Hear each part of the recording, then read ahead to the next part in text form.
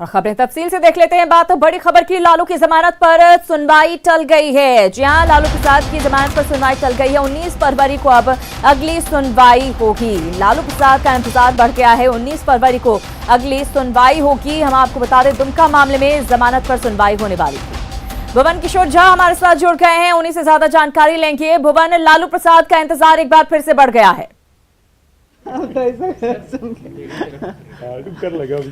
बिल्कुल श्रेयांदा, जिस तरह से आज कोर्ट में सुनवाई हुई और उस दौरान सीबीआई की ओर से जो पक्ष रखी गई, उसके बाद तो यही लगता है कि 19 फरवरी तक लालू प्रसाद को इंतजार करना पड़ेगा।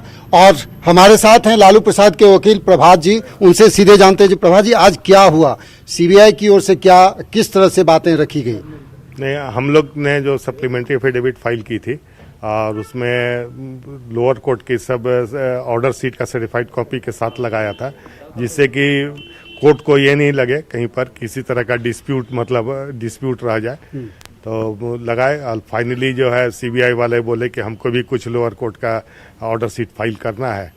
तो पहले तो वो कोर्ट बोले, हम लोग के तरफ से सिब्बल साहब बहस कर रहे थे, उन्होंने कहा कि हमारा तो सब ऑर्डर सीट लगा हुआ है। फिर भी उनका रिक्वेस्ट था, उस पर कोर्ट ने 1 हफ्ता के लिए समय दिया है कि अगले फ्राइडे को सुनवाई करेंगे और जो भी उनको कागजात फाइल करना है, और अगर हम लोग को भी कुछ एडिशनल फाइल करना है तो अगले सोमवार तक आप फाइल कर दीजिए। अगले फ्राइडे को जो है हम फाइनली पिछली सुनवाई के दरमियान ये कोर्ट के द्वारा सीबीआई को समय भी दिया गया था, तो क्या इस दौरान सीबीआई के द्वारा नहीं रखी गई? नहीं, कोई भी कागजात जो है उन लोग ने नहीं फाइल किया और आज समय की फिर याचना करके और कि हम ऑर्डर सीट फाइल करेंगे। तब आगे क्या आप लोग भी फिर से डॉक्यूमेंट कुछ जमा करेंगे? हम लोग का कुछ दरकार नहीं है, क्योंकि हम तो ऑलरेडी फाइल किए हुए हैं। आपसे लोअर कोर्ट का रिकॉर्ड है, सर्टिफाइड कॉपी है, तो उसमें अब जो फाइल करेंगे तो एक ऑर्डर सीट में 2 तरह का आदेश तो होगा नहीं, वही ऑर्डर रहेगा। अब देखें क्या फाइल करते, उसके बाद ही हम कुछ कर सकते हैं। बिल्कुल, 1 सप्ताह का और इंतजार है। राजद के जो कुछ समर्थक हैं, नेता हैं, उनसे कि लगातार क्यों इंतजार बढ़ता जा रहा है? पहले जो भी क्या कुछ दलीलें सीबीआई की तरफ से दी गई, क्योंकि पहले भी वक्त दिया गया और एक बार फिर से वक्त लिया गया है।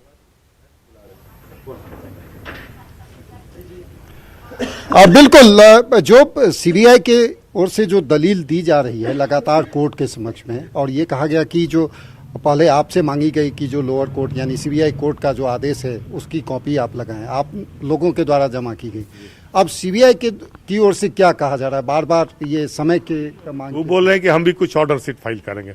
अब वो फाइल कर, उसके बाद ही हम कुछ कर सकते हैं कौन सा ऑर्डर सीट वो दिखाना चाह रहे हैं, तो हमारे पास तो है नहीं। हाफ सेंटेंस को लेकर के जो मामला फंस रहा है, आप लोग दावा कर रहे हैं जो हाफ सेंटेंस लालू प्रसाद ने पूरा कर लिया है दुमका ट्रेजरी केस में, सीबीआई की ओर से बार बार ये कही जा रही है कि जो नहीं, ये चीजें नहीं हो रही हैं, और इसी के अगेंस्ट में वो डॉक्यूमेंट देना चाहते हैं कोर्ट के समक्ष में। तो क्या आप लोगों ने भी तैयारी कर रखी है? नहीं, वो पिछले ही बार इन्होंने डिस्प्यूट कर रहा था, तो इस बार जो हमने सप्लीमेंट्री एफिडेविट जो फाइल की है, तो उसमें तो जिस दिन वो जेल में सरेंडर किए हैं और किस दिन निकले हैं 1996 से लेके अभी तक में, बिल्कुल भुवन, अब देखिए अगले हफ्ते तक इंतजार करना पड़ेगा। 1 हफ्ते का और वक्त है, देखना होगा कि तब क्या लालू प्रसाद को जमानत मिल जाती है। बहुत शुक्रिया भुवन हमसे जुड़ने के लिए और इस बातचीत के लिए। प्रभात जी का भी बहुत शुक्रिया इन तमाम जानकारियों के लिए।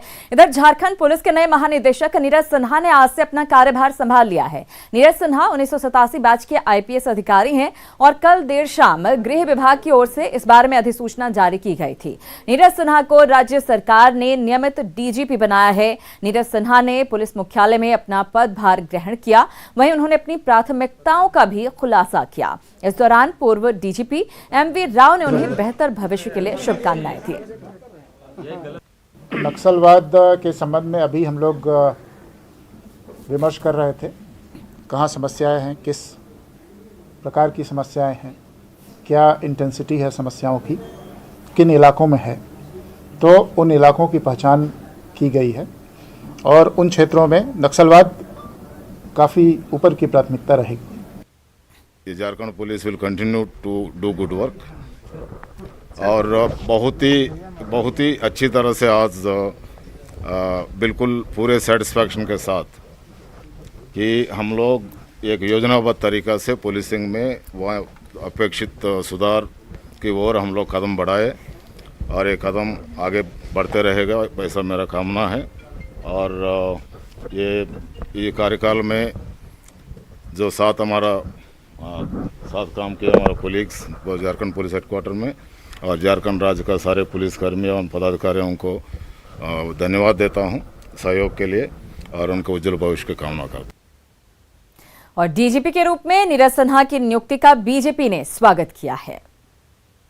मांग उठ रही थी कि यहाँ एक परमानेंट डीजीपी की नियुक्ति होनी चाहिए। प्रभारी डीजीपी थोड़ा असहज महसूस करते हैं जो भी प्रभार में रहते हैं। फुल फ्लेजेड डीजीपी की नियुक्ति होनी चाहिए थी। तो जो झारखंड की स्थिति को देखते हुए ये एक उचित कदम है। खबरों में आगे बढ़ते हैं। गढ़वा से खबर, जहां सदर थाना पुलिस ने शहर के विभिन्न जगहों पर छापेमारी कर 10 जुआरियों को हिरासत में लिया। हिरासत में लेने के बाद सभी को कड़ी कानूनी कार्रवाई की जगह अनोखी सजा देकर छोड़ दिया गया। सदर थाना पुलिस ने सभी जुआरियों को कान पकड़कर उठक बैठक करवाया। साथ ही जमीन पर लिटाकर चलने की सजा के साथ शारीरिक दंड भी दिया गया ताकि वे जुआ खेलना छोड़कर अपने भविष्य को सुधारने की कोशिश करें। इसका मकसद शहर में आए दिन हो रही छोटी मोटी घटनाओं पर भी रोक लगाना रहा। उधर गुमला में सदर प्रखंड से काम के लिए बाहर गए 9 मजदूरों को तमिलनाडु में एक कंपनी में बंधक बना लिया गया है। इसके बाद परेशान मजदूरों के परिवार के सदस्यों ने अपने परिजनों को फोन कर बंधन से मुक्त कराने की मांग की है। सदर प्रखंड के खोरा गांव से काम के लिए 9 लोग तमिलनाडु में एक कंपनी में गए थे। वहां उनके साथ अमानवीय व्यवहार किया जा रहा है। परिजनों का आरोप है कि गांव के ही दलाल ने उन्हें ले जाकर बेच दिया। सभी ने प्रशासन से परिजनों की सकुशल वापसी की गुहार लगाई है। कि छुआ मन को उठाई के ले जा है मन और हुमन फोन करत है कि हमरे के बेच दे हैं, हमरे के एक ठो मारा में गुड़ दे हैं कि मारत है, कहें तो मारत है कि नहीं मारत है हमें नहीं जाना। हमें अनपढ़ आदमी कि हमरे तो कान में सुना थी मोबाइल से और कांदा थी। अब तो इकर से तो मैं छुआ मन के तो नहीं भेजी, हमरे जानबे है नहीं गलत गेलें के तिखन गेलें से खो नहीं जाना थी, जानबे है नहीं गलत है। हमरे मन यह चाहते कि कमाई कही के लिए घर मन कैसे में डाल दे हमार आदमी हमार छुआ पुता के सब सुरक्षित लाइन देवे गांव घर। तो सांस से यह हमरा अर्जी विनती करा थे। परेशान है हमरा बहुत परेशान है, बहुत झेला थी।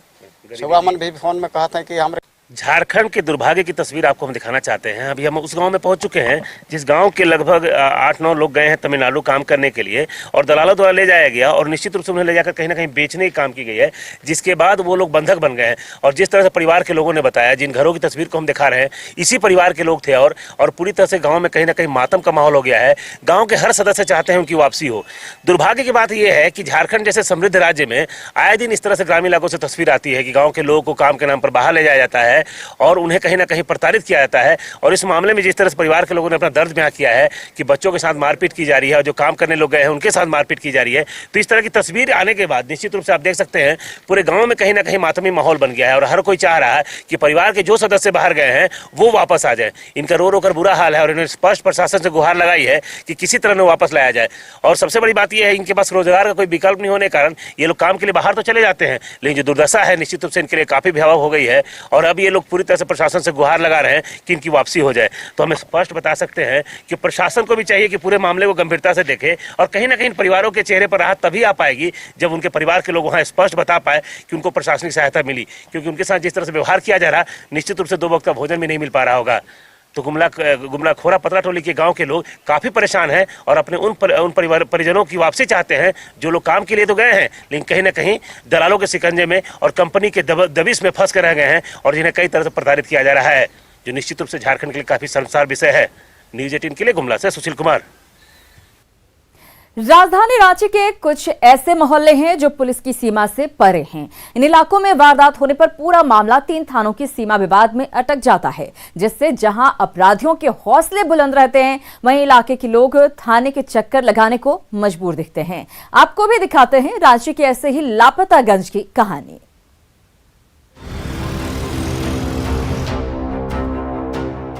राजधानी रांची में लापतागंज सुनने में अजीब लगा होगा, लेकिन ये सच है। दरअसल रांची में वार्ड नंबर 53 में बसा है बसारगढ़ और हिलव्यू कॉलोनी। यहाँ सैकड़ों घर हैं, नागरिक सुविधाएं हैं, लेकिन यह इलाका पुलिस की सीमा में लापता है।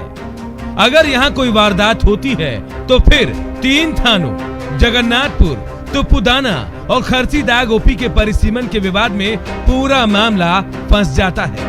आम आदमी तो थाने की चौखट से ही लौट आता है, लेकिन जो रसूखदार हैं वो वरीय अधिकारियों तक पैरवी करते हैं, जिसके बाद मामला दर्ज हो पाता है। सुनिए आप बीती खुद रिवर व्यू कॉलोनी के निवासी की जुबानी। हाँ, हमारे ऊपर भी जानलेवा हमला किया गया, गोली चलाया गया। हमारे ऊपर एक सुरेश सिंह है, उनके ऊपर भी किया गया था और हमने इस संबंध में किया जानकारी पेट्रोलिंग को दी, पीसीआर को। तो उसके बाद यहाँ पर आने के बाद सभी अपना अपना हाथ उठाकर चले गए। फिर एसएसपी साहब को कॉल किए, उसके बाद सारे थाने यहाँ पर आए, एसपी साहब आए, टाइम दिए यहाँ पर, लेकिन अभी तक ये विवाद सुलझा नहीं है। हम लोग को ये पता नहीं चलता है कि हम तुप्पूदाना जाएं, जगन्नाथपुर जाएं, खर्सीदाग जाएं, और उसका फायदा ये असामाजिक तत्व लोग उठा रहा है। वारदात के बाद मामला दर्ज करने में हो रही देरी का खामियाजा आम आदमी भुगतता है, तो वहीं अपराधी बेखौफ रहते हैं, क्योंकि जब तक मामला दर्ज होता है तब तक सारे सबूत नष्ट हो चुके होते हैं। ऐसे में लोगों की परेशानी कम होने का नाम नहीं ले रही। खर्सीदाग नहीं गए सर, क्योंकि अब जगन्नाथपुर वाले आए, यहाँ देखे, फिर तुप्पूदाना, फिर वहाँ भी जाते तो वही होता, इसलिए हम लोग नहीं गए। क्योंकि सर यहाँ फायरिंग वाला कांड हो चुका था, तो उसमें भी 3-4 थाना के पुलिस लोग मतलब वैसा झड़प हो चुका है, तो फिर हम लोग सोचे कि कुछ तो होने से रहा, चलो। बसारगढ़ और हिलव्यू कॉलोनी के लोगों की परेशानी के बारे में जब सिटी एसपी को जानकारी दी गई, तो उन्होंने लोगों की परेशानी को जल्द दूर करने का भरोसा दिलाया। कुछ एरियाज जो मैं स्वयं भी देख के आया हूँ, वहाँ पे मैंने इंस्ट्रक्ट किया हुआ है कि आप तुप्पूदाना ओपी चले जाइए, और इसमें देखिए लोग को जहाँ कन्वीनियंस हो, जितना भी लोगों को जहाँ भी नज़दीक पड़े, लोग वहाँ जाएं, उसमें कोई भी समस्या नहीं होगी। अगर, और हमने इसमें सभी थाना प्रभारी को निर्देशित किया हुआ है कि अगर कोई भी आपके यहाँ आता है तो आप उसको प्रॉपर्ली इंटरटेन कीजिए। कहीं भी कोई समस्या हो तो आप हमें बताएं, हम लोग उसका निराकरण करेंगे, और मुझे उम्मीद है कि जल्दी हम लोग इसका निराकरण करेंगे, जिससे कि लोगों को जो समस्या है उसका और ज़्यादा दिन तक सामना न करना पड़े। बसारगढ़ और हिलव्यू के लोग कब तक लापता रहेंगे कोई नहीं जानता। लोगों की परेशानी पर पुलिस कब जागेगी ये भी नहीं पता। वही जनप्रतिनिधियों की नजरें कब इनायत होगी कोई नहीं जानता। आश्वासन तो कई मिलते हैं, लेकिन उन पर अमल कब तक और किस तरह हो पाता है, इस पर बसारगढ़ और हिलव्यू कॉलोनी के लोगों की नजरें टिकी हुई हैं। रांची से न्यूज़ 18 के लिए ओम प्रकाश की रिपोर्ट। लापतागंज की कहानी आपने देखी। बात कर लेते हैं बड़ी खबर की। पलामू से बड़ी खबर है, यहां पर बीडीओ जागो महतो को गिरफ्तार कर लिया गया है। दरअसल एसीबी की टीम ने जागो महतो को घूस लेते हुए अरेस्ट किया है। 7,000 रुपए घूस लेते गिरफ्तार किया गया है। कूप निर्माण योजना के तहत यह रिश्वत मांगी गई थी। प्रखंड कार्यालय से जागो महतो को घूस लेते हुए गिरफ्तार किया गया है। नीलकमल हमारे साथ जुड़ गए हैं। नीलकमल, जागो महतो को घूस लेते हुए गिरफ्तार किया गया है। जी बिल्कुल, आपको बता दूं कि लिखित आवेदन के आधार पर पलामू एसीबी की टीम ने कार्रवाई की है। लाभुक हैं संतोष यादव, जो कि उनसे कूप निर्माण योजना का लाभ देने के एवज में जो है 7,000 रुपए पर बात हुई थी कि 7,000 जब आप देंगे तभी ये सैंक्शन किया जाएगा। इसी योजना को लेकर लाभुक से बार बार रुपए की मांग की जा रही थी, और यही कारण है कि तंग आकर जो है लाभुक पलामू जिला एसीबी कार्यालय पहुंचकर वो लिखित आवेदन देता है बीडीओ के खिलाफ। तब जाके एक टीम तैयार की जाती है, और जो वीडियो है। अनिल कमल, बहुत धन्यवाद इस जानकारी के लिए। तो एसीबी की टीम ने घूसखोर को गिरफ्तार किया है। 7,000 रुपए घूस काम करने के एवज में ले रहे थे। और टीवी पर पहली बार आ रहा है एक अनोखा शो। नेटवर्क 18 की एक खास पेशकश बायजूस यंग जीनियस 13 फरवरी को शाम 7:30 बजे न्यूज़ 18 बिहार झारखंड पर मिलिए 3 नंबरों के जादूगर से। 15 साल के यंग जीनियस चिराग राठी, 11 साल के यंग जीनियस आदित्य शेट्टी और 10 साल की यंग जीनियस अवंतिका कांबली से।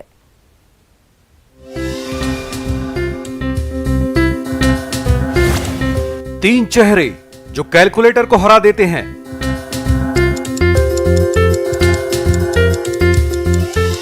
तीन चेहरे जो नंबरों से खेलते हैं, नंबरों में जीते हैं।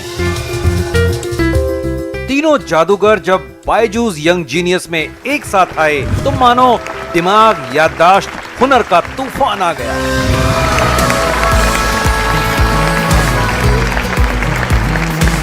आइए, बैठिए बैठिए। कैसा लग रहा है आपको बायजूस यंग जीनियस में? बहुत अच्छा लग रहा है। बहुत अच्छा लग रहा है। देखिए, 7,96,212 7,96,212 7,96,212 दूनी 39,81,000 60 लाख। रुक जा भाई, रुक जा, पहले जरा चेक कर लूं। ये लीजिए सारे आंसर्स वहां पर।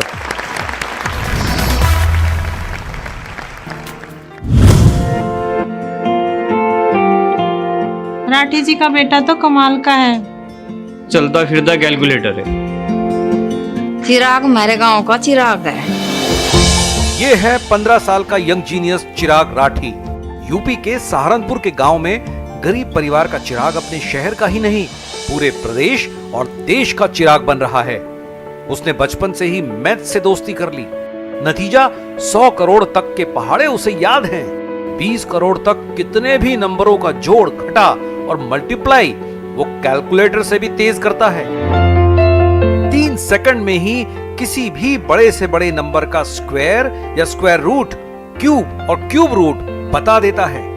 ये सब बिना किसी स्पेशल ट्रेनिंग के सरकारी स्कूल में पढ़ते हुए। माँ बाप के पास पैसे नहीं थे, इसलिए किसी ओलंपियाड में भाग नहीं ले सका। चिराग को आज के दौर की शकुंतला देवी कहा जा रहा है। मैथ का शौक जब मैं 4th क्लास में था तो हमारे टीचर ने हमको 50 तक टेबल्स याद करने के लिए दिए, तो मैंने 100 तक कर लिए। तो उन्होंने कहा अगर तुम 300 तक याद कर लोगे तो तुम्हें मंच पर बुलाया जाएगा। तो फिर मैंने 300 की जगह 500 तक कर लिए। और फिर ऐसे ही मेरी मैथ में इंटरेस्ट बढ़ गया, टेबल में इंटरेस्ट बढ़ गया। तो फिर मैंने 500 से 1000, धीरे धीरे 5000, फिर 10,000, फिर लाखों में, और फिर ऐसे ही 100 करोड़ तक हो गए। ये है 11 साल का यंग जीनियस जयादित्य शेट्टी। जयादित्य मुंबई में रहता है, लेकिन उसे जानती पूरी दुनिया है। उसके नाम 2 वर्ल्ड रिकॉर्ड्स हैं। 2019 में उसने मैथ्स, मेंटल मैथ्स और स्पीड रीडिंग से जुड़ी सबसे प्रतिष्ठित चैंपियनशिप मेमोरियाड टर्की ओपन चैंपियनशिप जीती। उसके मुकाबले में थे 13 देशों के 168 चेहरे। जयादित्य बाइनरी नंबरों को याद करने में माहिर है। मैंने और मेरे पापा ने ऐसे बाइनरी कोड्स बनाए हैं जिसकी मदद से मैं 1000 से भी ज्यादा बाइनरी डिजिट याद कर सकता हूँ। 0000000। कितने भी नंबर उसे एक बार दिखाइए और वो बाद में हूबहू उसी पैटर्न में उन्हें बता देगा। 29 सितंबर 2017 Friday. How do you know that? How is that possible?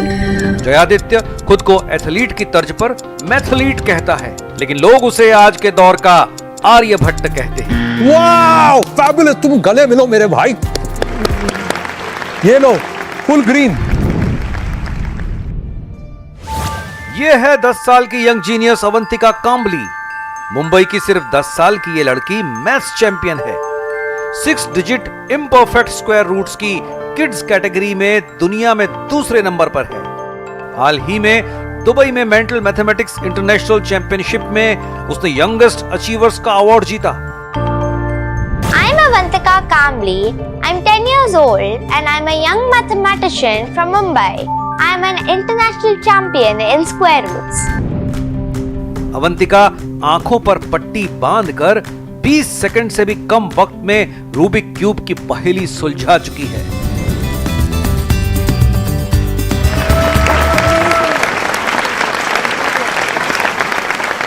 Fantastic. I don't know whether I'm applauding the hula hoop skills or the Rubik's Cube skills.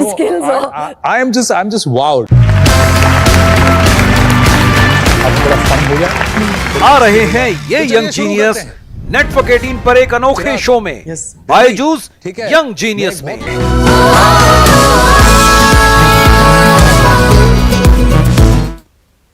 तो देखना ना भूले हमारा अनोखा शो बायजूस यंग जीनियस। इसी के साथ इस बुलेटिन में फिलहाल इतना ही, लेकिन न्यूज़ 18 बिहार झारखंड पर खबरों का सिलसिला लगातार जारी है।